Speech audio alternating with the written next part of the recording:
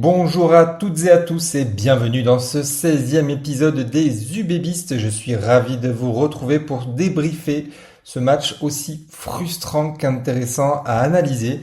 Et pour cela, je compte sur mon étoile dans la nuit. Salut Yann. Salut moi Cyril. Bon, tu t'es remis de cette terrible déception? Ouais, j'ai pas très bien dormi. Bon voilà, Ah, j'étais un peu est-ce énervé. que, est-ce que toi aussi tu parlais d'humiliation, de honte, de faute professionnelle comme j'ai pu lire sur Facebook, Twitter? Non, parce que c'est bon, ça reste que qu'un mauvais résultat. Par contre, effectivement, j'étais très en colère parce que j'ai hurlé chez moi. J'ai même un peu cassé tout quoi. Mais voilà. Après j'ai vite récupéré. Ouais, j'ai vu que tu as mis un tweet qu'il fallait pas oublier qu'on est quand même premier de top 14, mais ça on va y revenir dans le programme de cet épisode. Programme un peu allégé, mais qui va être quand même très dense, puisque les clubs vont laisser la place à la grande équipe de France, donc on va pas avoir de prochain match à présenter. Par contre, on va bien débriefer la défaite de samedi face au Loup avant de faire un point sur le classement du top 14 à la fin de ce deuxième bloc de match. Et on terminera ensuite par les actus qui sont assez nombreuses du club et la présentation d'un ancien. Quand tu gagnes, tu perds, bon évidemment il vaut mieux gagner les matchs. Mais que à la fin du match, putain, on a passé un bon moment quoi. Et ce samedi à 21h15 dans un Chaban qui affichait à guichet fermé in extremis, hein, juste avant le match, ça a été annoncé. Nos Bordelais recevaient le Loup avec une ligne arrière remaniée en raison de l'appel de plusieurs de nos patrouilleurs avec l'équipe de France, mais avec un beau banc en 5+3 avec quand même Maxime Lucu, Mathieu Jalibert et Nicolas Deporter.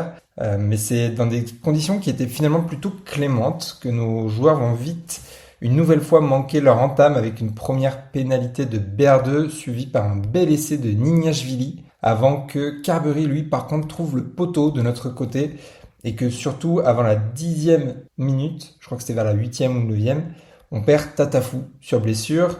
Bon, Bastien Vergne Taillefer va prendre sa place, mais du coup, sur notre fameux banc en 5+3, ben, on n'a plus de troisième ligne, donc problématique pour la deuxième mi-temps.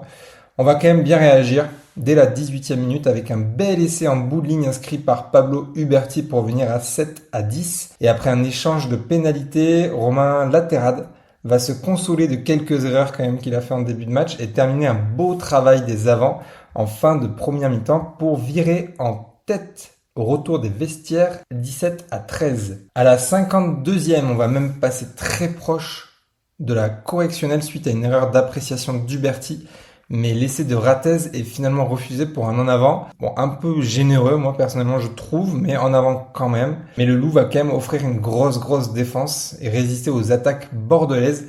Et après un échange une nouvelle fois de pénalités, c'est les Bordelais qui pensent avoir fait le plus dur en reprenant l'avantage à la 76e par Carberry. Mais sur le renvoi, on choisit de jouer. On fait une première fixation avec Van Rensburg. Lucula ressort sur Ngembous qui est pénalisé car il garde le ballon au sol parce qu'il n'y a pas de soutien tout simplement. Et c'est un cadeau une nouvelle fois pour Léo Berdeux qui ne se prive pas de répéter le scénario du match aller et d'offrir la victoire sur une ultime pénalité. Score final 20-22. On part avec tout de même le bonus défensif comme seul lot de consolation. Bon, pas mal d'enseignements à tirer de ce match. Je pense qu'avec le recul, on va pouvoir tirer les leçons de cette défaite. Oh mais qu'est-ce qu'il fait lui? Premier coup de pied franc, deuxième pénalité. Oh, il nous casse les couilles là. Et avant de s'attarder sur les points à améliorer de notre côté, Yann, tu voulais faire un petit mot sur le Loup. Ouais, pour les féliciter, parce que c'est vrai qu'ils sont venus avec des intentions. Ils ont fait le match qui était parfait à l'extérieur. On peut se dire aussi que le score aurait pu être plus lourd contre nous, parce que bon, il y a cet essai refusé de Ratez, mais on a quand même Ben Tapoy qui nous a quand même, on en parlera tout à l'heure, mais qui nous a quand même sauvé un essai qui était quasiment tout fait. Donc voilà, ils ont fait un match qui est bien à l'extérieur, c'est-à-dire être précis au pied, donc Berdel l'a été, et bien jouer les ballons de turnover, quoi, les contre-attaques, avec Nignashvili qui est assez extraordinaire. Il lui faut un demi-ballon pour le bonifier et puis après marquer cet essai. Donc voilà, il faut féliciter cette équipe qui a été globalement parfois dominée, on en parlera devant, mais qui a réussi à piquer quand il fallait et qui mérite sa victoire. On aurait pu gagner, mais leur victoire n'est pas normale, elle est plutôt méritée dans l'ensemble. Voilà, les deux équipes auraient pu gagner, donc c'est vraiment une belle équipe. Ouais, moi j'ai surtout noté une très belle défense en deuxième mi-temps. Franchement, ils ont sorti les barbelés et ils ont un peu fait d'ailleurs un match à la UBB, quoi. C'est-à-dire qu'une grosse défense, précis au pied, de l'occupation et des turnovers super bien exploités, notamment en première mi-temps sur l'interception sur du coin. Bon, Léo Berdeux devient quand même notre chat noir. Ouais, carrément, Ces deux pénalités à la dernière minute. Tu sentais qu'ils étaient quand même contents de ce résultat, hein, les Lyonnais. Ça faisait, je sais plus combien d'années ils n'avaient pas gagné à Bordeaux. Mais je crois que ça datait même d'avant Chaban. Donc, ça faisait vraiment longtemps. Et on a pu voir une belle célébration dans les vestiaires de Chaban. Bon, on leur souhaite le meilleur pour la suite. En tout cas, à chaque fois contre nous, ils font des beaux matchs. C'est clair. Toi, tu voulais, et j'en parlais un peu dans le résumé, d'abord commencer par la fin, Ouais. en décryptant un peu la dernière action dont j'ai vraiment rapidement parlé. Tu peux nous raconter un peu ce qui s'est passé? Donc, on est vers la 78e minute. Ouais, le match est quasiment terminé, hein. Alors, en premier, je dirais, on a tous vu un peu cette erreur de Max qui fait cette passe à Ngambous alors qu'il est tout seul et donc après il s'isole et c'est terminé. Mais en fait, quand on re-regarde l'action, parce que j'ai regardé le match, en fait, on a fait tout ce qu'il fallait pour prendre cet essai. C'est-à-dire, collectivement, on a fait plein de merdes et plein de petites merdes. Donc, il y a déjà le premier renvoi, donc il est plutôt bien tapé par Berdeux. Et on a Petit qui est sous la réception et on sait pas pourquoi Diaby veut l'attraper. Et donc en fait, il gêne un peu Petit et surtout, il est pas au premier en soutien. Il est un peu en retard pour le premier ruck. Donc là, on a un ballon qui dégueule un peu. Max arrive à le sortir. Il envoie à Jalibert. Jalibert peut taper, mais peut-être qu'il est un peu court, donc il la décale à Van Rensburg, qui lui aussi peut taper, mais il prend l'initiative en fait d'aller péter dans ses vis-à-vis, et c'est plutôt bien fait. Et après, on a Max qui fait cette passe, parce qu'en plus le ruck est plutôt propre. Et en oui, fait, il aurait pu taper. Il y a trois joueurs bordelais sur le ruck. exactement. Et en fait, on avait évoqué un moment les notions de cellules, et en fait, ce qu'il Ouais. faut savoir, c'est que Là, on le voit très très bien. ouais, et en fait au rugby, surtout chez les pros, il faut pas croire qu'il y a beaucoup d'improvisation. Il y a vraiment des schémas qui sont répétés. Et en fait, je pense que là, alors nous, nos cellules, elles sont organisées, nos cellules de gros, c'est un 1-3-3-1. Et en fait, on a dans les milieux les plus denses, parfois, en fait, on peut être, il y a parfois un +4 qui se met, et suivant la défense, si elle est peu dense, il se décale sur l'autre cellule de 3. Si elle est très dense, il reste et on fait une cellule de 4. Juste Et pour préciser les cellules, c'est quand il y a un ruck le long de la ligne de hors-jeu, enfin, ou peut-être un peu plus côté fond de terrain, mais on va avoir des groupes de joueurs qui ensuite ça. vont jouer les uns avec les autres. Il y en a un qui généralement qui va recevoir la balle et les autres qui vont faire des appels à côté. Et là, je pense que dans les plans de jeu, en fait, c'est que la zone où était Max, c'est pas assez ouvert pour son pied droit et pour sa sortie de camp. Même s'il a les deux pieds, c'est généralement en fait on va recentrer. Donc il a voulu faire un ruck un peu plus au centre des 22 pour ensuite avoir le côté ouvert et pouvoir trouver une belle touche. Sauf qu'en fait, quand tu regardes ça, il y a une cellule en plein milieu du terrain composée de Falatea, Mathieu et je crois que c'est Konorsa qui sont complètement perdus et qui ont oublié de circuler pour rejoindre Ngambous.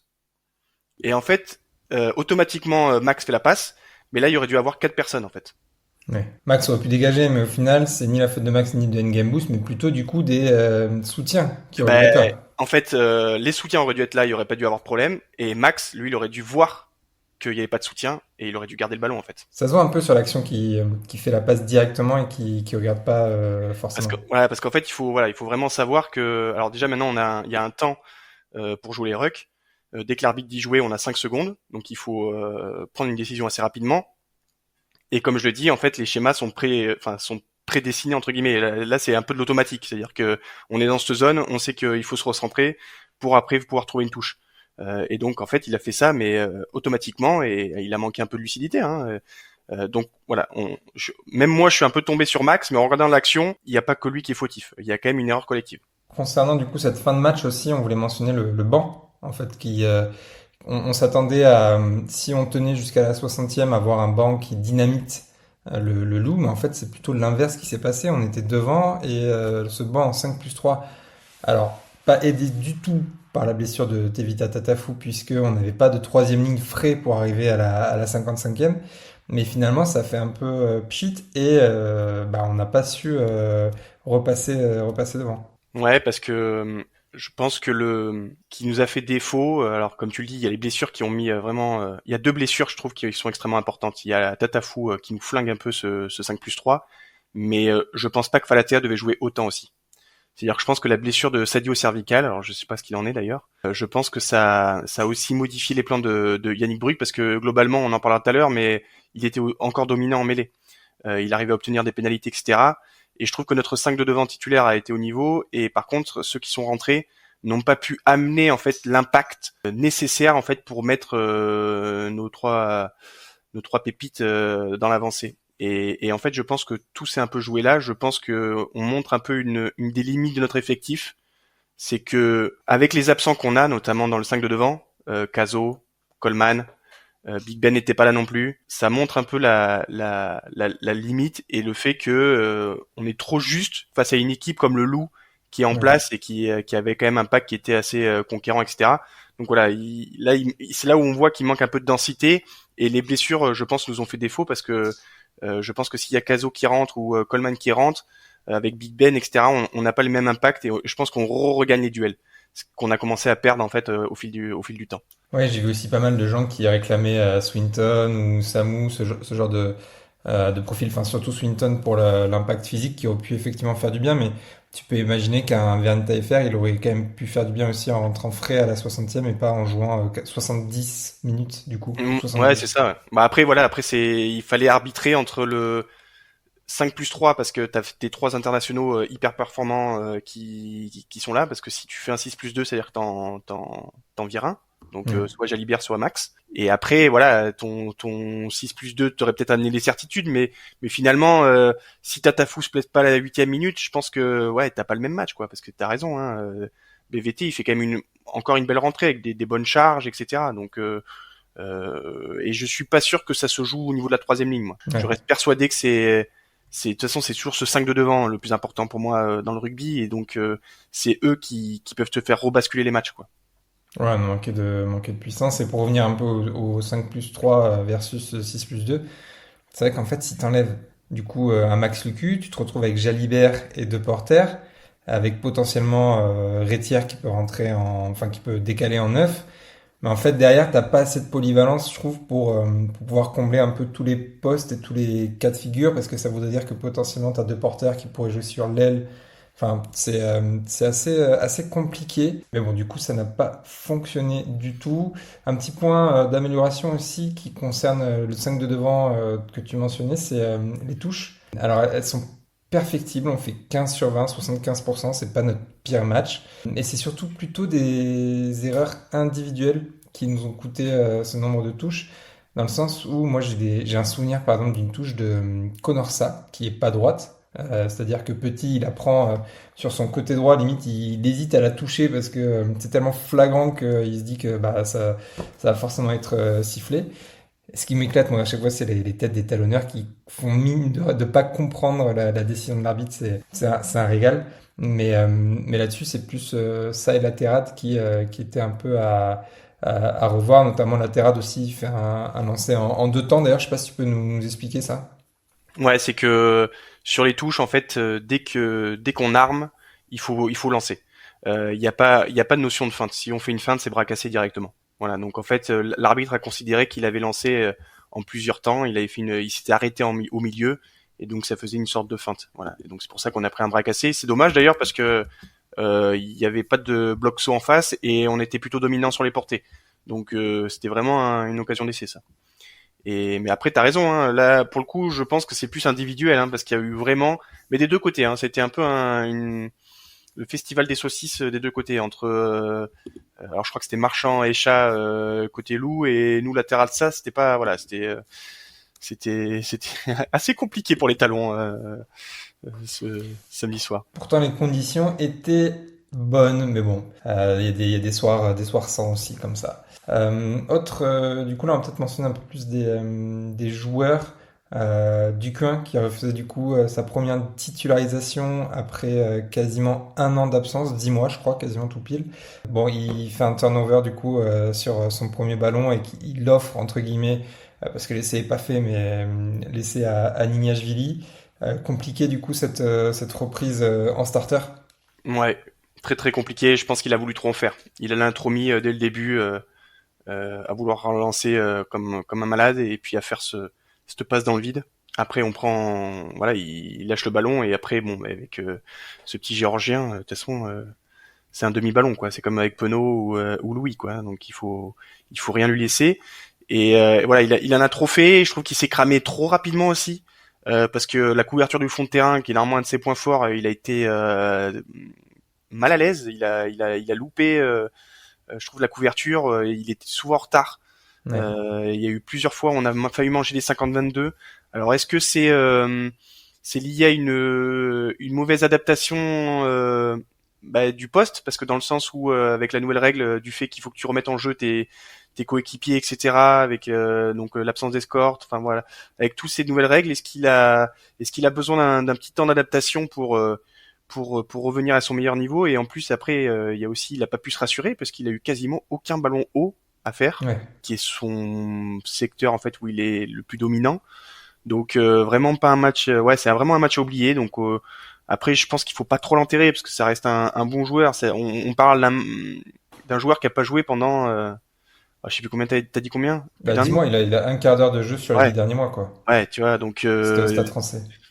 tu vois, bon voilà, il faut. C'est comme Falatea quoi. C'est-à-dire que effectivement, il est en phase de reprise, et il se fait pénaliser en mêlée, mais bon, il faut pas non plus assassiner les mecs. C'est pas des supra-machines. Il faut aussi mettre la machine en route, comme on l'a déjà vu avec Big Ben, hein, par exemple, hein, Ouais. qui a mis plusieurs semaines. Enfin voilà, il y a une adaptation. Ça reste un sport de haut niveau quand même, hein. On peut pas revenir comme ça, surtout après 10 mois et surtout en plus pour Nance à cet âge-là, hein, mine de rien. Bon, il est pas si vieux Bon, que ça. il a notre âge, hein. Oui, mais bon, moi Le je vois, papy, le papy. moi je vois avec les tontons à Orléans, tu vois. Mais moi, T'as je fais une percée, je suis cramé, tu vois. peut-être pas la même condition physique que Nance aussi. Un qui a mangé chaud aussi sur les réseaux, comme on dit, c'est Romain Laterate qui a fait des erreurs un peu, grossières en première. Du coup, des lancers ratés, il rate son plaquage sur Niashvili, mais bon, ça, c'est pas le seul première ligne qui va rater des plaquages sur Niashvili lancé. Compliqué son début de match. Heureusement, il se console, comme je disais, avec un essai. Moi, j'ai pas envie de lui tomber dessus, mais c'est vrai que là, ça s'est un peu vu, quoi. Pour le coup, ouais, il fait partie de ces, parce que je trouve que collectivement, on a été plutôt en place avec le 15 type, mais voilà, il y a eu quand même des erreurs individuelles entre Nance qui fait ça et ouais, Laterade, il a été vraiment en difficulté. Même si avec le ballon, c'était pas trop mal, c'est plutôt défensivement et sur les fondamentaux du poste, quoi, notamment le lancer où c'était très très très très compliqué. Et après, Non, j'allais dire, il se fait pénaliser aussi ouais, en tout début de match. bêtement, ouais, bêtement, Il rentre sur le côté, il me semble, d'un ruck. ouais, c'est ça. Et en plus, après, il charge le relayeur, donc il s'arrête vraiment pas, quoi. Donc, en fait, quand il y a un ruck, il faut savoir que le 9 ou la personne qui va relayer le ballon, lui, on n'a pas le droit de le toucher. Voilà. Et il a touché. Et puis après, si, ce que j'ai noté, je trouve ce qui nous a manqué, c'est cette petite vitesse derrière. Je trouve que c'est là où tu vois que la paire de centre, c'est quand même assez dense. Même si ils ont fait des bons matchs. Je trouve qu'il n'y a pas cet accélérateur de particules qu'on a forcément avec Louis, Buros ou Penaud.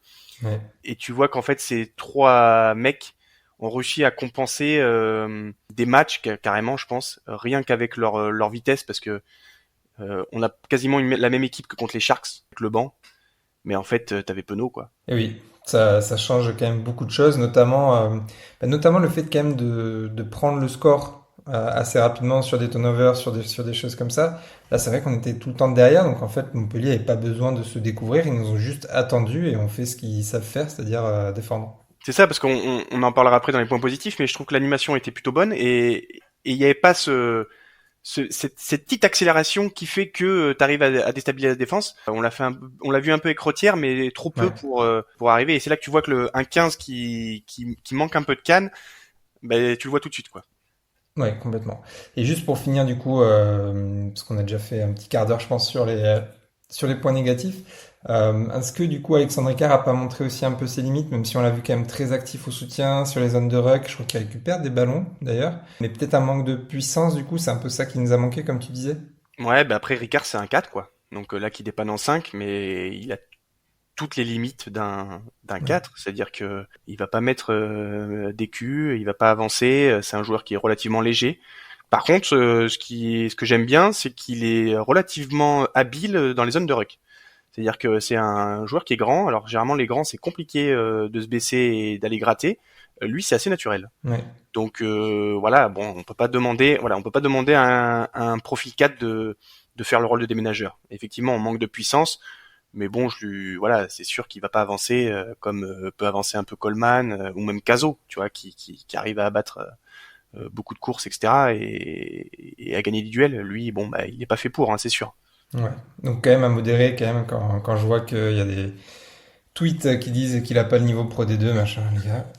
Non, Calmez-vous, c'était pas son poste de prédilection. Il a fait un match relativement très correct sur les zones de ruck. Alors, effectivement, c'est pas un gros porteur, mais, ouais, voilà, c'est ça. Il arrivera jamais, il pourra jamais faire ça. Par contre, il est au soutien, c'est un des premiers soutiens. Il est pénible dans les rucks, il défend bien. Voilà. Par contre, il va pas faire de plaquage offensif, il va pas avancer l'impact. C'est sûr que c'est pas Coleman, c'est pas Caso, mais c'est bon, c'est pas oui. lui que voilà, je voudrais appeler. Ouais. Bon, on a fait le tour, du coup, des axes d'amélioration sur ce match, qui finalement n'est pas non plus catastrophique dans le contenu, mais il y a aussi des choses positives à regarder.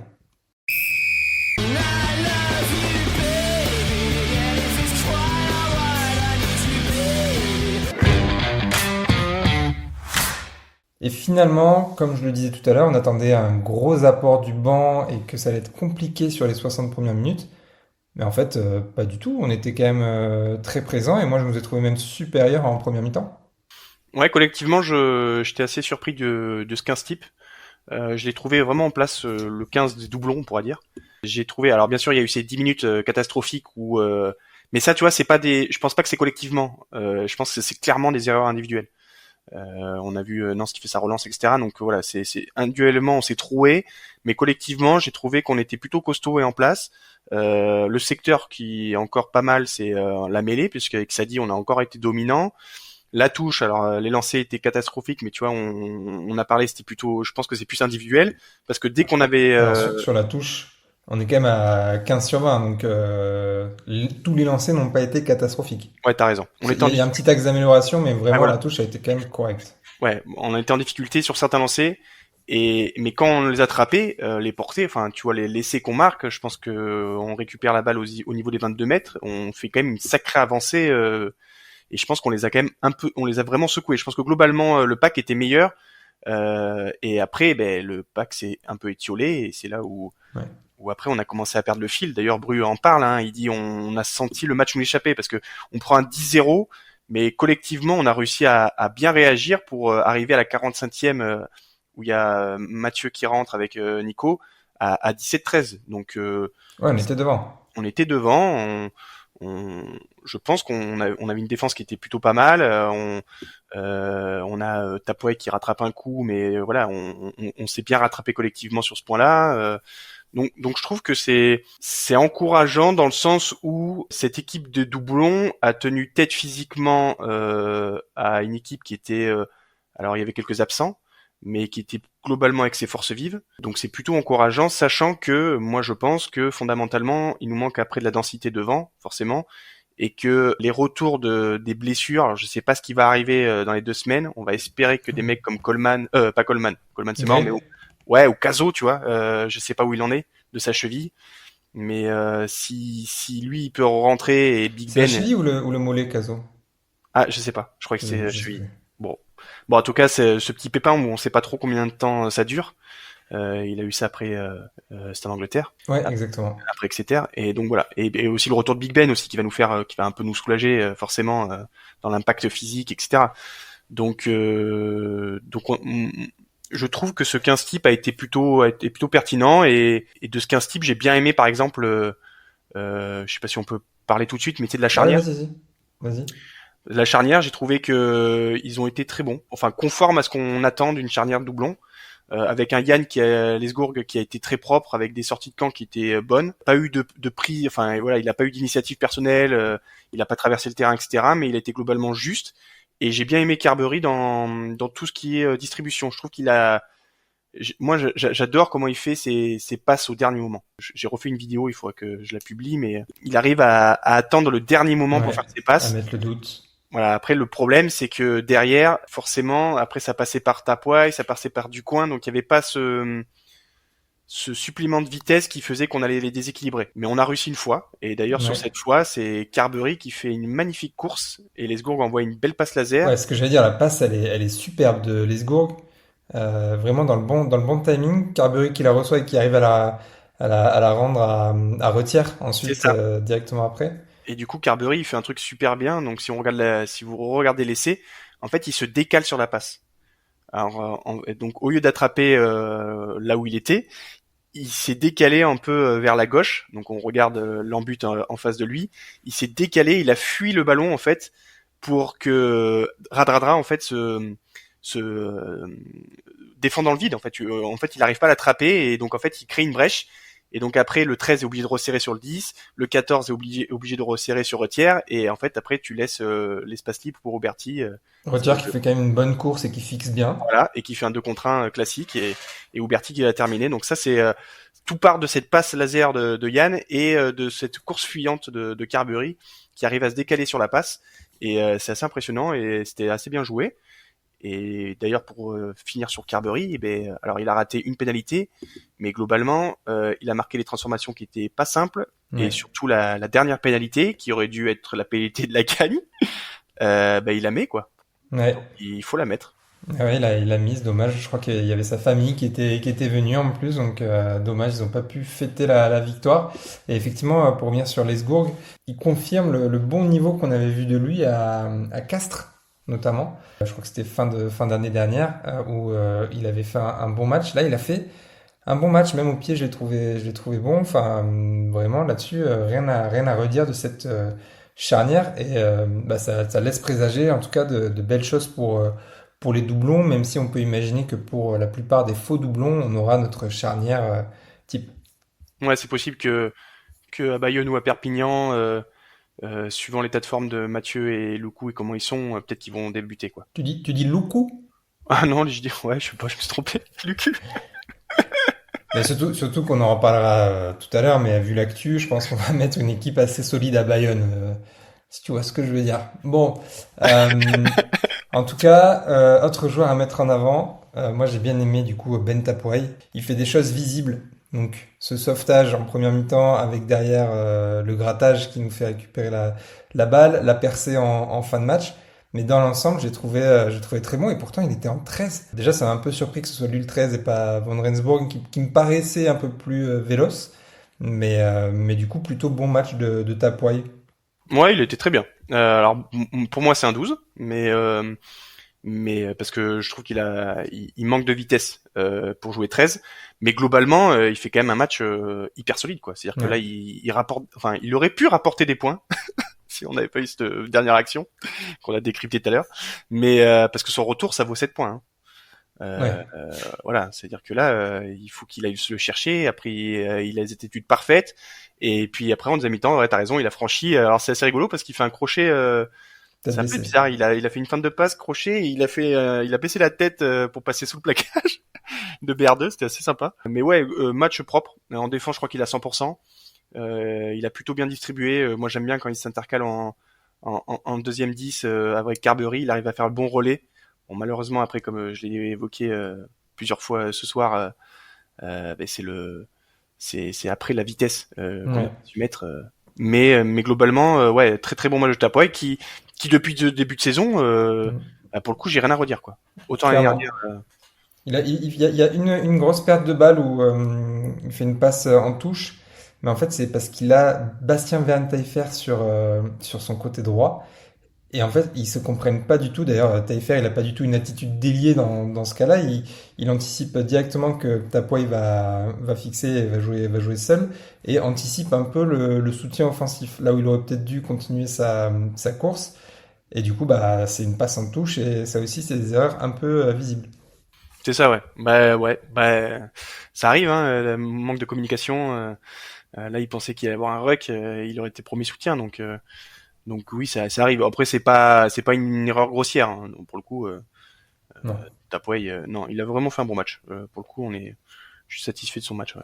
Et tu mentionnais les soutiens. Un qui est toujours au soutien, c'est Diaby. Moi, je l'ai trouvé très bon dans le langage, en fait, dans toutes les tâches de l'ombre. Alors, des fois, on a un peu l'impression qu'il part au ras du ruck et que bah, du coup, il se retrouve un peu esselé. Mais en tout cas, sur la partie défense, soutien offensif et toutes les tâches qu'on voit pas forcément, il est monstrueux, je trouve. Ouais, il a vraiment mis une belle intensité. C'était un des rares, je trouve, après la 45e, à augmenter son niveau. Il a fait deux trois charges, notamment deux trois montées défensives où il a vraiment agressé la ligne.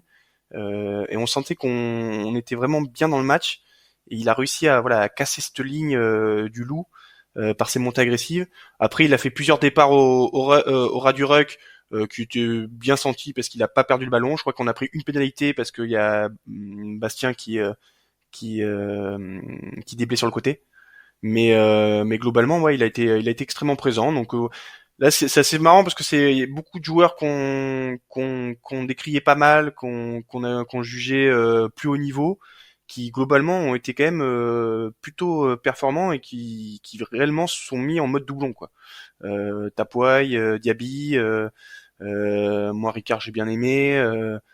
Tu vois, ils ont réussi à se mettre au niveau, voilà, dans la période où vraiment on a besoin d'eux et on attend Yann aussi, tu vois. Donc voilà, c'est plutôt bien que ces joueurs-là soient à ce niveau-là.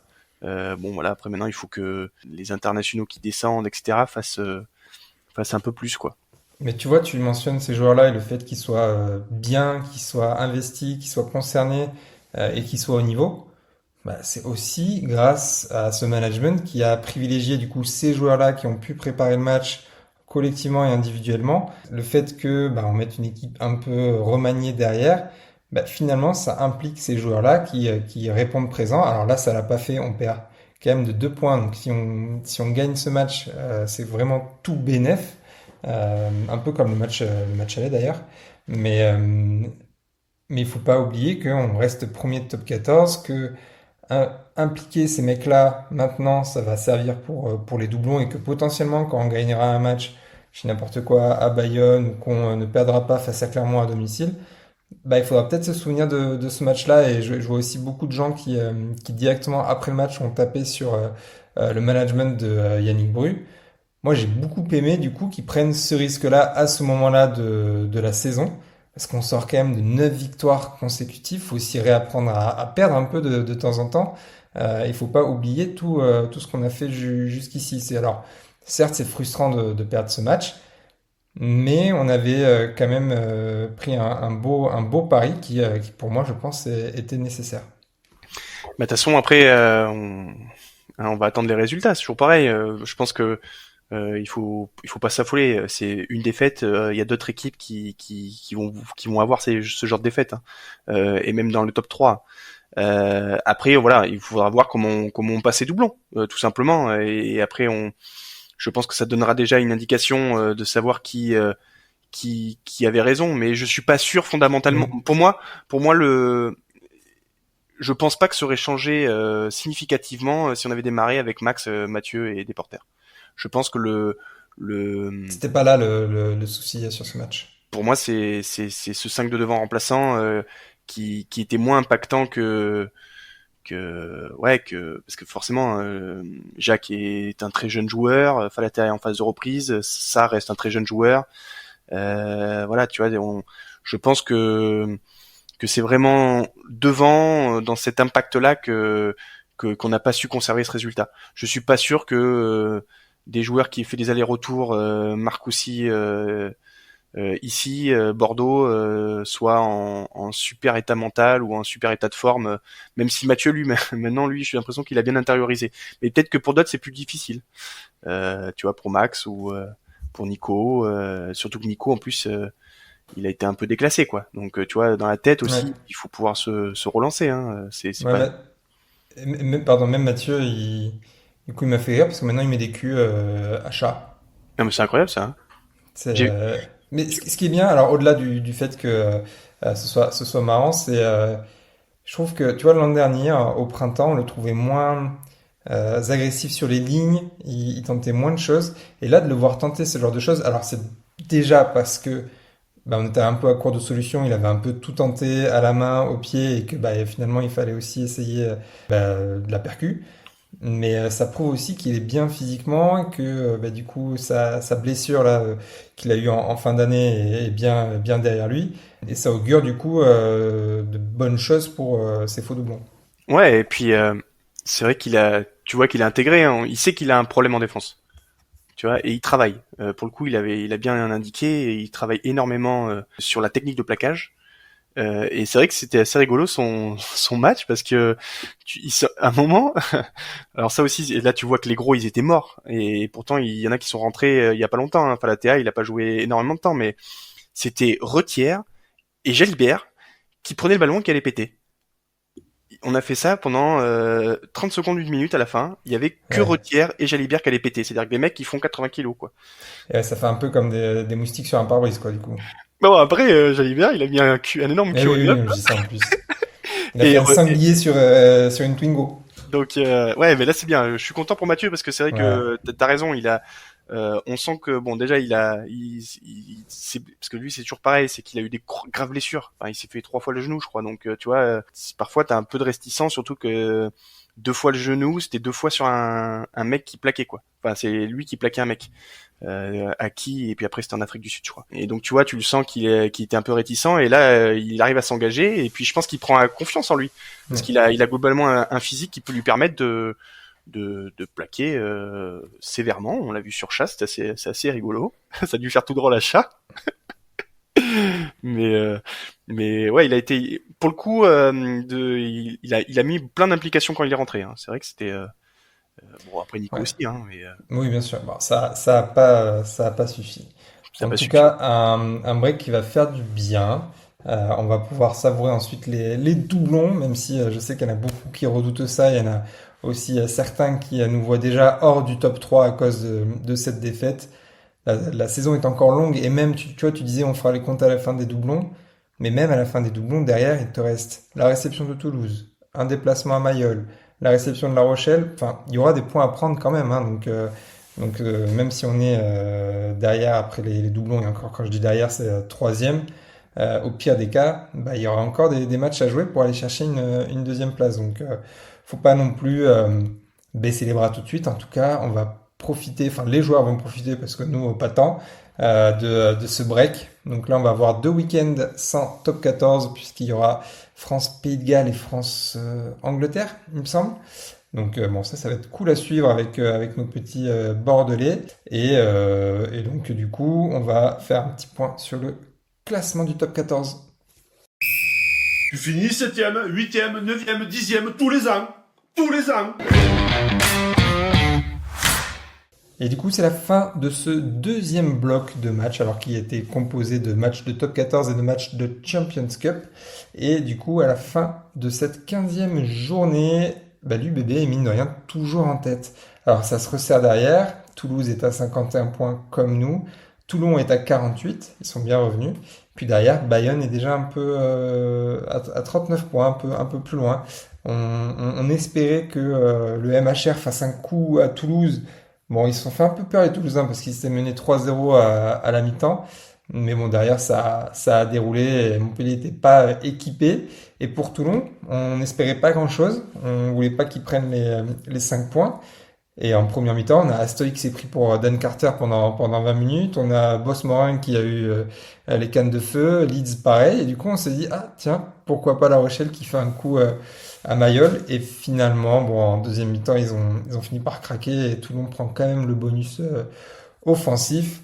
C'était un peu d'ailleurs le contraire de notre match, hein. Nous, on imaginait un peu comme ça notre match compliqué en première et puis derrière on déroule. Bah, finalement, c'est nous qui faisons la mauvaise opération du jour. Et pour compléter un peu le top 6, donc Bayonne à 39 points, donc à 12 points derrière nous.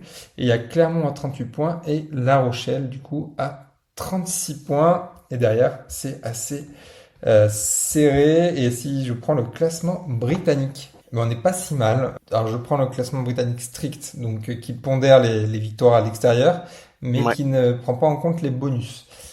Toulouse est à 14 points, Bordeaux à 12 et Toulon à 8. Donc en grosso modo, on a quand même une victoire à l'extérieur d'avance sur Toulon, qui eux vont jouer, du coup, et après je te laisse la parole, à Montpellier à la prochaine journée, le 15 février. Toulouse ira à Clermont, pas facile. Non. Et nous irons à Bayonne. Pas facile du tout non plus. D'ailleurs, si vous avez des suggestions de supporters bayonnais qu'on pourrait inviter dans ce podcast, n'hésitez pas à nous envoyer vos suggestions, même si on a quelques noms en tête. C'est toujours le bienvenu. Bon, c'est quand même pas catastrophique du tout ce classement, Yann. Non, on est bien, on est toujours bien, hein. Il y a, là, de toute façon, on voit le top 6 qui se divise en deux, hein. On a les trois premières équipes qui marchent très bien. Donc, de toute façon, on n'est pas de surprise, hein. C'est les trois équipes en forme. Toulouse, Toulon et nous. Et puis après, voilà, on a les plutôt trois ou quatre équipes qui vont se batailler pour ce top type. Donc, Ah, t'en as même 5, hein? Bayonne, Clermont, La Rochelle, Castres, Montpellier. ouais, c'est vrai, Montpellier est plutôt pas mal. Et en plus, voilà, ce qui est bien, c'est que les Bordeaux, Toulouse et Toulon, là, on va taper je pense que les équipes qui sont les pires à prendre en période de doublon. Clermont, je pense qu'ils ont 0 internationaux. Peut-être qu'ils ont un Géorgien ou il y aura peut-être un mec de l'ASM qui sera appelé, mais ils seront très peu sollicités. Montpellier, c'est pareil. Je pense qu'il y a 0 internationaux parce que je pense que les troisième lignes ne sont pas pris. Ouais. Donc voilà, donc c'est plutôt pas mal. Ça Donc aurait pu être mieux, voilà, ça peut toujours être mieux. On aurait pu et nous on tape être. Bayonne. Bon. Ouais, on va à Jean Daugé. Ouais, Bon. Après on tapera Bayonne et probablement que Tatafou sera en équipe de France. Donc du coup on le verra pas, on le croisera pas Tatafou. Bah, tu sais quoi, tu nous fais une transition toute trouvée pour parler des actus du club. On va tout casser là, c'est la décennie bègle là. On va faire rêver. Si on pète pas le boulard, ça va aller. Bon, du coup, je chamboule un peu l'ordre des actus. On va commencer du coup par l'actu qui est tombée ce dimanche soir. Après un long feuilleton et de nombreux rebondissements, on a appris hier soir par un communiqué du club, du coup, ça n'a pas trop fuité avant, que Tevita Tatafou reste finalement à Bayonne et il a signé d'ailleurs jusqu'en 2030. Bon, Yann, t'en penses quoi, toi? Bon déjà il faut féliciter Bayonne. Je pense que Ouais. c'est hyper important pour leur projet. Entre lui et Makala, je pense que c'est deux hommes forts qui étaient un peu sollicités et qui montrent que Bayonne veut s'inscrire dans le top 6.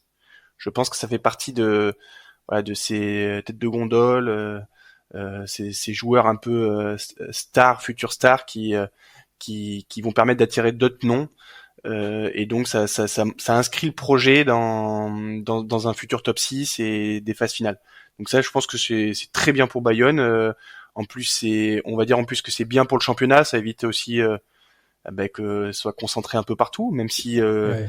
même si Toulouse a recruté le droitier de La Rochelle, Colombe, donc ils vont être encore plus forts, mais bon voilà. Et après, de notre côté, un peu déçu quoi, un peu déçu parce que c'est un des plus gros prospects à droite, probablement un des futurs meilleurs droitiers du monde, donc effectivement c'est une perte. Bon après, on fait confiance au président pour trouver un remplaçant. Après, si je fais pour expliquer un peu ce qui s'est passé, pour éclairer Ouais. ce qui a été dit dans la presse, etc. Hein, en fait, Tatafou a bien signé un pré-contrat avec nous. Donc c'était un contrat sur 4 ans. Sauf que pour que le pré-contrat soit valide, il fallait verser une indemnité de 500 000 euros. Sauf que Tayeb, qui est très intelligent, ce qu'il faut savoir, c'est que les pré-contrats et quand t'as des rachats de contrats, c'est aux joueurs de payer en fait. Et donc il a exigé que ce soit Tatafou qui paye. Et si c'est Tatafou qui devait payer, en fait, nous on devait faire une sorte d'avance sur salaire. Et donc en fait, c'est 500 000 euros chargés. Et ça, en fait, ça doit rentrer dans le salarié cap. Et donc généralement, dans ce type d'échange, comme on l'a fait avec Perchaud, en fait, ça se passe, le club paye directement via d'autres prestations, en fait. Donc il parlait de donner la billetterie sur un match, donner quelque chose. D'accord. Ah, voilà. Et ça permet d'éviter ce salaire chargé et le fait que ça rentre dans le salary cap. Et après, bien sûr, chose importante, Tatafou, finalement, après vouloir aller à Bordeaux, après vouloir, il voulait rester à Bayonne, donc il a signé ce long contrat, et donc c'est pour ça que ça s'est pas fait, tout simplement. Moi, je suis un peu comme toi. Je suis alors forcément déçu qu'on n'ait pas ce crack au poste de pilier droit qui arrive. Mais finalement, c'est quand même bien qu'il reste aussi à Bayonne, tu vois, de voir des joueurs qui s'inscrivent sur la durée dans d'autres clubs, ou en tout cas des clubs qui ne sont ni Toulouse, ni l'UBB, ni La Rochelle. C'est bien pour le top 14, tu vois, un peu comme un Poussolo Tulagi à Perpignan, tu vois. Évidemment qu'on aimerait les avoir dans notre équipe, mais le fait qu'ils restent dans leur club, bah finalement, ça laisse aussi un peu d'attrait au championnat. Donc, écoute, faut savoir être beau perdant. Les Ouais. Bayonnais sur Twitter ont pas manqué de fêter ça, mais c'est le jeu et de toute façon, on sait que notre président et le staff travaillent déjà sur d'autres noms. Et d'ailleurs, tiens, toi, curiosité, toi, tu verrais quoi du coup pour la saison prochaine pour un troisième pilier droit? Il y a plusieurs options. La première, c'est essayer de prolonger Sadi, qui serait apparemment potentiellement en partance en Afrique du Sud et pas encore annoncé. La deuxième option, c'est Zachary Afan, de le faire monter, sachant qu'il a quand même 20 ans et qu'il sort d'une grosse blessure. Et du coup, la troisième, c'est d'aller chercher un autre nom. Toi, tu verrais quoi? Alors, si on peut garder Sadi, ce serait le bon deal, je pense. Ouais, il a Mais 27 ans, hein, je crois, ou 28. ouais, ce serait le bon deal. Après, s'il a signé déjà au bout, c'est-à-dire casser un contrat, un pré-contrat, donc c'est des sous. Je sais pas si c'est pertinent. Afan, pour moi, c'est trop tôt. Je pense qu'Afan, c'est bien.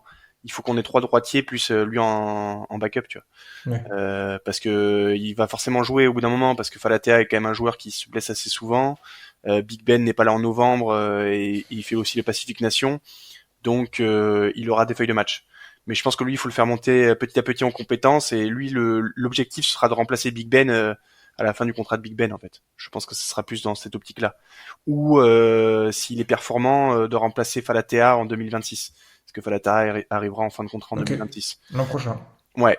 Donc moi je pense que vu le nombre de non-gifs qui sont en partance, vu qu'on va pas faire Tatafou, vu que Tofa va probablement partir, je pense que j'irai chercher un gros droitier non-gif.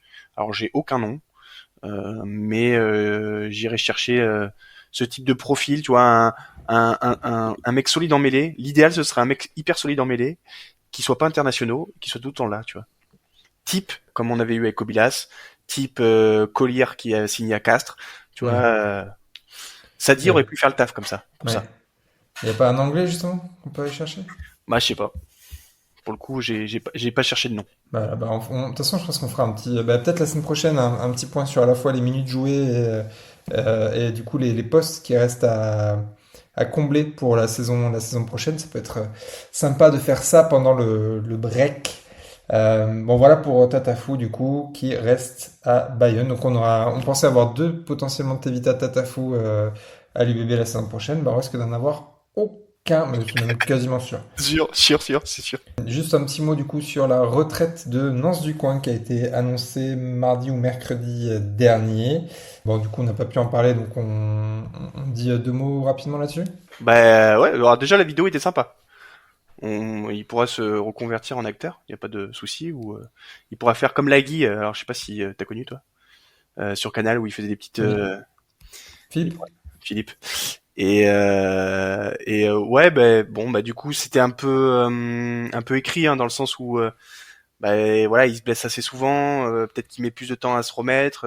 Et est-ce que se projeter l'année prochaine, encore une fois, tu vois, une saison compliquée, galère, tu vois, je pense qu'il a beaucoup souffert de sa rechute Ouais. il y a quelques semaines, donc je pense que ouais, c'était le moment de nous quitter. Et puis en plus, l'avantage qu'on a, c'est qu'on a trouvé un remplaçant jeune qui est Mousquez, donc voilà, il part pas, on n'a pas rien derrière, donc Ouais. on va lui citer bon vent. C'était un excellent joueur qui est devenu international chez nous, donc et un mec sympa. Ah bon, tu vas boire des coups avec lui régulièrement?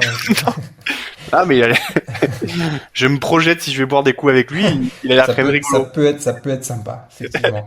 Et oui, tu mentionnes Sean Mousquez, du coup, qui nous arrive de l'Aviron. Donc, c'est pas mal aussi qu'on pique pas tous les joueurs de l'Aviron parce que Ils vont nous après, ils vont nous détester, effectivement, si c'est pas déjà le cas.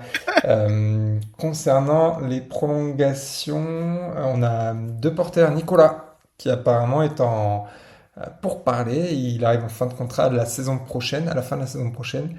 Visiblement, les discussions sont en cours pour le sécuriser sur plus long terme.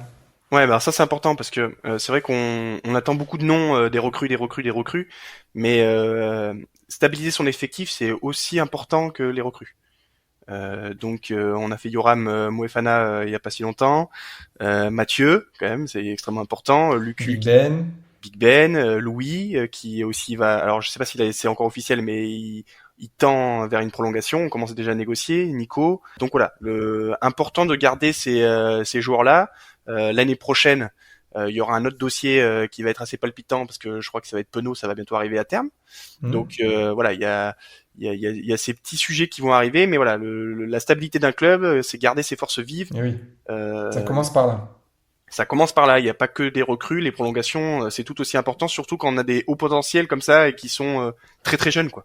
Bah, surtout quand, oui, effectivement, tu as déjà une équipe qui joue les premiers rôles de Top 14 et de Champions Cup. Ça veut dire que tu as quand même quelques joueurs dans ton effectif. Et puis là, on parle d'un futur potentiel cadre de l'équipe de France. Donc, Ouais, c'est ça. T'as un joueur, ouais, Nico, qui a 22 ans, Moefana qui en a 24, Jalibert, il en a que 28, 27? 7, je crois, ouais, 27. Louis, il a 21 ans. Enfin voilà, derrière, on a de quoi voir venir. Buros, il est pas si vieux. Donc c'est important de les fixer sur le long terme, quoi.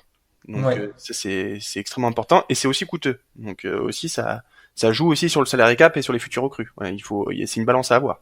Ouais, complètement.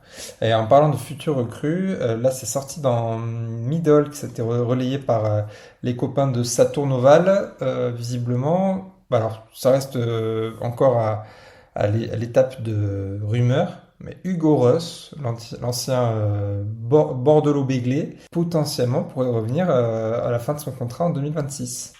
Ouais, bah lui c'est un petit du club pour le coup. Là, il était parti, de mémoire, on m'avait indiqué qu'il était parti parce qu'il voulait être entraîné par un grand 10 en fait. Il voulait être chapeauté par un 10 un peu star et c'est vrai que il avait trouvé en Ogara un discours qui lui plaisait. Bon, malheureusement, il patine un peu là. Il avait fait une très bonne saison U20. Il avait fait un peu, c'était un peu paillette sa première saison en top 14 puisque Ouais. bon, c'était un peu l'enflammade où on voulait même le voir en équipe de France parce qu'il avait marqué cette pénalité de la gagne contre Bayonne. Contre Bayonne, ouais. Parce il est très très bon buteur. Mais là, il a un peu plus de mal. J'ai l'impression qu'il est un peu, même dans la tête. Je le vois un peu au fond du seau parce que j'avais vu une stat passer où il était à 40% de réussite. Alors que lui, normalement, c'est un mec qui doit tourner au 90%. Ouais. C'est clairement son point fort. Donc ouais, il est pas très bien. Donc pourquoi pas. Après, je suis toujours content moi quand il y a des petits du club qui reviennent. Oui. Tu vois, Et puis là en plus, ça correspondrait à la fin de contrat de Carberry. ouais, c'est ça. Donc ça peut être pas mal, un petit du club qui revient, GIF, à voir ses prestations en fin de saison et la saison prochaine, mais potentiellement du coup tu peux imaginer qu'il sera pas non plus hors de prix. Ça peut faire sens et l'histoire peut être sympa. De toute façon, c'est toujours compliqué chez nous de trouver un numéro 2 parce que c'est-à-dire qu'il faut que tu acceptes que tu joueras très peu avec Jalibert, quoi. Bah d'autant plus que s'il est même plus dans les 23 en Ouais, équipe c'est de ça. France. Ouais. C'est compliqué, c'est comme à Toulouse, tu vois. Quand t'as Ntamak et Ramos, bon, bah, tu dis, enfin, je suis jeune espoir, je vais jouer 10, j'y pas trop la place, quoi. Ouais. Bon, affaire à suivre, en tout cas, c'est comme je disais qu'au stade de rumeurs, hein, c'est dans longtemps. Je pense qu'on entendra parler encore les mois qui arrivent. Côté équipe de France, on a un petit appelé qui s'appelle Temo Mathieu, troisième ligne de l'UBB, qui a rejoint du coup Marcoussis. Moi, je trouve ça top pour notre post-formation. C'est-à-dire que, tu vois, on a eu des Gazzotti, des LBB qui, très vite après avoir rejoint l'UBB, donc d'un club, en l'occurrence là c'était Grenoble, ont pu rejoindre l'équipe de France. Et ça montre du coup que pour des jeunes, tu vois, typiquement un Sean Mousquez qui va arriver l'an prochain, bah, si tu t'imposes à l'UBB, tu peux assez vite prétendre à rejoindre. Alors, c'est que la liste élargie des 42 pour l'instant. mais je trouve que c'est des bons signaux et ça doit aider au recrutement des petits cracks comme ça. Ouais, on est clairement une des équipes qui maîtrise plus le post formation. On a du mal sur faire monter nos petits. Je trouve que là, on est un peu en retard. J'espère qu'on va un peu rattraper ça, même si on a quand même entre Max Lamotte, Mathieu Jalibert, Codé Porter, on a quand même des joueurs stars, mais je trouve qu'on n'arrive pas assez à les faire monter en compétences. Par contre, en post formation, là, il y a rien à dire, quoi. En fait, c'est même un appel d'air, hein, parce que entre Cameron Woki qu'on avait eu, Buros qui après arrivant, alors même s'il avait fait quelques matchs, hein, Buros à Pau, il a vraiment explosé chez nous. On a Moefana qui avait fait 4 ou 5 matchs en Pro D2, mais qui après fait une saison espoir avec nous, et après l'année d'après, il est en équipe de France.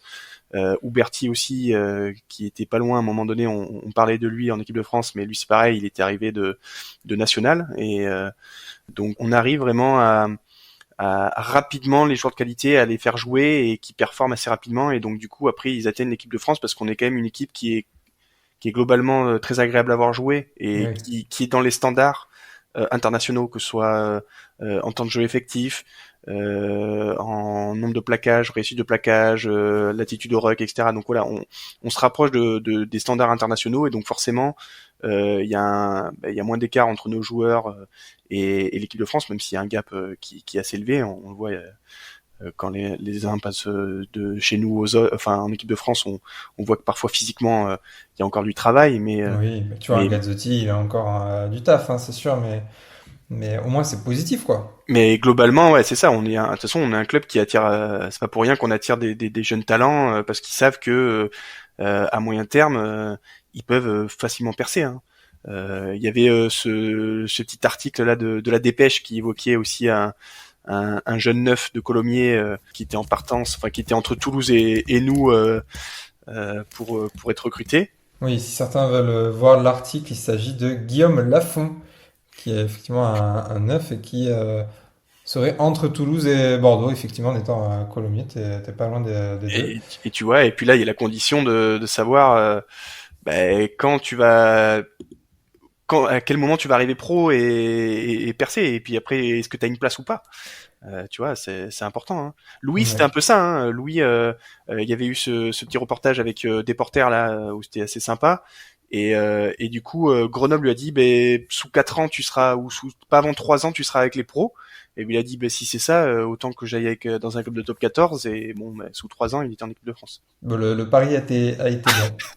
D'ailleurs, en parlant de jeunes, on a aussi un petit espoir qui part pour la destination U20, Georgie. Ah non, mais pas U20, mais carrément, pardon. Georgie, il va avec les grands. Il fait le stage avec les grands géorgiens. Donc ouais, Georgie qui a été appelé pour préparer qui est un peu le tournoi de destination B avec la Suisse, Pays-Bas, Allemagne, Russie, enfin etc. Donc il est dans un groupe élargi. Alors je sais pas s'il va jouer, hein, mais il fait partie des talents géorgiens, donc ils veulent le voir évoluer. Donc c'est bien, ça va lui ça fait partie de son apprentissage, hein, de se confronter en fait là pour le coup avec des adultes, hein. Donc ça va être assez intéressant. Ouais, et potentiellement il pourra jouer contre la Suisse, les Pays-Bas et l'Espagne dans le cadre du Rugby Europe 2025 Tournament, nous annonce le site de l'UBB. Donc c'est top, ça fait encore de l'apprentissage pour nos petits jeunes. Côté billetterie, le fameux match délocalisé au Matmut qui se tiendra le dimanche 23 mars à 21h des Brouettes, qui nous opposera au stade toulousain quand même.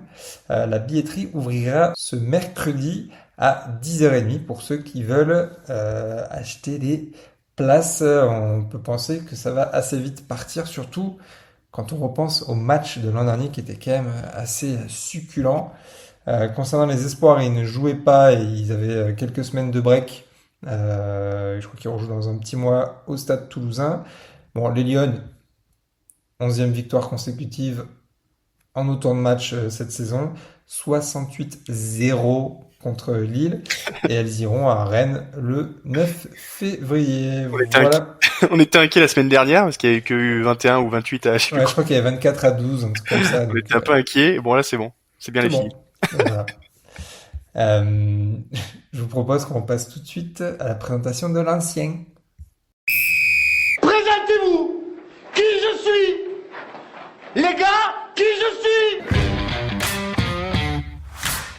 Et pour présenter l'ancien, indice pour vous qui êtes chez vous, c'est un membre du staff actuel de l'UBB, qui du coup n'est pas Jean-Baptiste Poux qu'on avait pu présenter. Est-ce que Yann, toi, t'as une idée? Et ben, il a joué à l'UBB ou pas? Parce que bon, il y a. Bah oui, si c'est un ancien, il a joué à l'UBB, oui. Ouais, je suis con, moi. Parce que j'allais dire Lossuc, mais Lossuc il a pas joué chez. Ah, il a joué à Bègle, tu me diras. Et ben, il y a Adams qui a joué chez nous. Et oui, c'est Eni Adams qui est entraîneur des skills. Est-ce que déjà tu peux nous dire ce que c'est entraîneur des skills? Ouais, c'est un bien gros mot pour dire technique individuelle, en fait, voilà. C'est des Ok. petits ateliers où on essaye de performer, enfin d'améliorer ta technique individuelle. Donc tu peux avoir des skills au plaquage où tu vas apprendre où positionner ta tête, où te sortir du ruck. Et lui, il est spécialisé dans les skills liés à la charnière.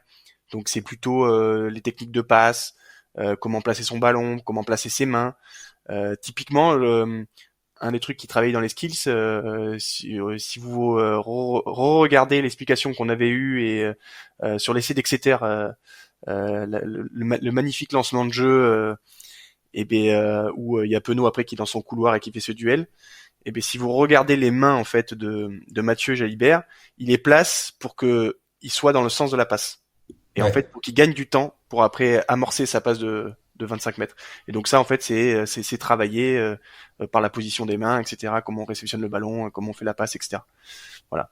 Donc Vraiment la partie technique, du coup, ouais, effectivement. exactement, tu fais que ça. Ok. Bah écoute, il a l'air quand même plutôt performant quand tu vois nos jeux de main notamment. Est-ce que tu peux nous parler de lui, du coup, en tant que joueur de l'UBB? Bah lui, il était arrivé d'Afrique du Sud, je crois qu'il est arrivé en 2010 parce qu'il est là de l'année de la montée de Pro D2 en top 14. Ouais. Et c'est une véritable bombe, quoi. C'est un petit neuf qui collait énormément au ballon, qui arrivait à faire, qui éjectait super rapidement, qui mettait énormément de rythme. C'était vraiment un joueur un peu d'instinct aussi, et moi j'adorais avec ses dreadlocks. Voilà, on le voyait, ça volait un peu partout, et à la fin à la fin, il avait un casque, donc c'était assez rigolo parce que t'avais les dreads qui dépassaient avec son gros casque, etc. Donc voilà, super joueur avec une très bonne passe, beaucoup de rythme, il collait énormément de ballon, il arrivait à marquer des essais, à faire jouer les autres. C'était probablement, ouais, c'est un très gros neuf qu'on a eu. Et après il a été remplacé par un autre excellent neuf, tout jeune, qui était Un tout petit haut? un tout petit haut, qui s'appelle Baptiste Serin, et qui après Il y avait Yann Lesgourg aussi, d'ailleurs. et ouais, là, on avait quand même trois neufs de qualité. Il y avait pas le même problème qu'on a qu'on a maintenant, où parfois on est un peu tendu. On avait trois excellents neufs, dont un jeune espoir énorme, et donc c'est vrai que j'aimais beaucoup ce joueur. Ouais. Adam, c'était vraiment un très grand joueur. Il a laissé de très bons souvenirs aux supporters de l'UBB. Il a d'ailleurs pris sa retraite à l'UBB en 2016, en même temps que le Nazgul qu'on avait présenté, Matthew Clarkin, le néo-zélandais. Voilà, je sais pas si tu as quelque chose à rajouter sur Eni. Si, il a créé sa fondation aussi, Eni Adams, qui vient en aide aux enfants issus de milieux défavorisés. Donc un homme bien, ce Eni. Ouais. Voilà pour cet épisode, ce 16e de la saison. D'ailleurs, j'ai pas fait le petit rappel, mais si vous êtes arrivé jusqu'ici, n'hésitez pas à vous abonner. C'est très important sur Spotify, Deezer et Apple Podcast. Ça nous aide à ce que, déjà d'une part, vous ne ratiez aucun épisode. Et en termes de référencement, c'est toujours un petit coup de pouce. Et surtout, n'oubliez pas de cliquer sur partager et de l'envoyer à tous vos groupes WhatsApp pour nous faire un petit coup de pub. Merci beaucoup Yann, du coup hâte d'être à la semaine prochaine, on va pouvoir parler de sujets un peu différents, d'effectifs, etc. Je pense que ça peut être très sympa. Ce serait cool qu'il y ait Yannick Bru, s'il nous écoute. Oui, c'est vrai qu'on a lancé l'appel sur Twitter. Nos copains des causeries de la RAD ont invité Pierre Mignoni, du coup le coach du RCT. Du coup, on s'est dit qu'on allait faire pareil avec notre coach Yannick Bru. Voilà, si le club ou le coach entend notre appel, ce serait avec très grand plaisir de discuter un peu de plein de sujets. On a énormément de questions. Et de prendre le temps, voilà, d'échanger avec lui ou avec des membres du staff. D'ailleurs, nous, ça nous intéresse. Moi, je rêverais d'avoir la personne qui se cache sous la mascotte de Léo. Parce que mine de rien, je suis sûr qu'il y a énormément d'anecdotes. J'aimerais savoir en fait ce qu'il fait. Je vais dire ce mec, mais ça se trouve c'est une dame, on ne sait pas. Donc ce serait aussi assez incroyable. Mais bon, bref, si jamais le club veut nous faciliter la mise en contact avec ces personnes-là ou des personnes du club, ce serait évidemment avec grande joie. Bon, merci beaucoup Yannou. Allez, à plus à tout le monde. Et on profite bien du match ce vendredi soir sans se ronger les ongles cette fois. Oui. Ciao. Ciao.